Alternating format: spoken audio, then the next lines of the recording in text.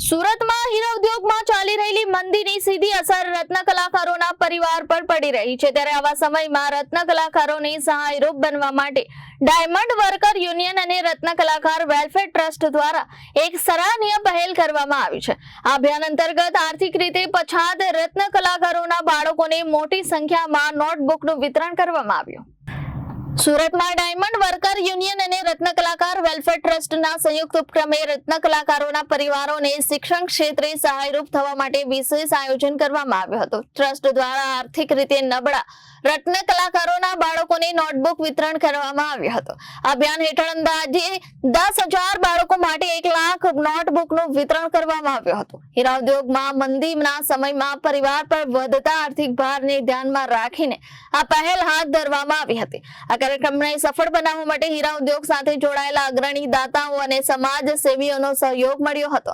આયોજકોના જણાવ્યા મુજબ રત્ન કલાકારોના બાળકોમાં શિક્ષણમાં કોઈ અડચણ ન આવે તે માટે ભવિષ્યમાં પણ આવા સેવાકીય કાર્યો ચાલુ રાખવામાં આવશે। મારું નામ છે Bhavesh Kak, diamond worker union vice president.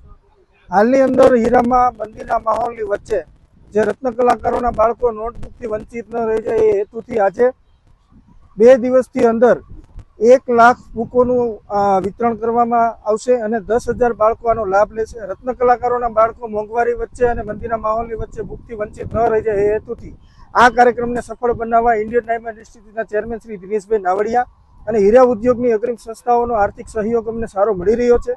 આવી જ રીતે રત્ન કલાકારોના વેલફેર એક્ટિવિટી માટે અમને સહયોગ મળતો રહે એવી આપણી પાસે અપેક્ષા રાખી છે। આ કાર્યક્રમને સફળ બનાવવા માટે ડાયમંડ વર્કર યુનિયનની આખી ટીમ 15 દિવસથી આ જહેમત ઉઠાવી રહી હતી, મહેનત કરી રહી હતી। એ બદલ અમે પૂરી કમિટી અને પૂરા સભ્યોનો અમે આભાર માનીએ છીએ। રત્ન કલાકારોનો પણ આભાર માનીએ છીએ કે આપ જે શિસ્તતાથી આ નોટબુક વિતરણની અંદર સહભાગી થયા છો, તો આવનારા દિવસોની અંદર આ વેલફેર એક્ટિવિટીનું કામ અવિરતપણે ચાલુ રહે એ બાબતે અમે હીરા ઉદ્યોગની સંસ્થાઓને અને હીરા ઉદ્યોગના માલિકોને વિનંતી કરીએ છીએ। આભાર। Bureau report Janadesh news, Surat.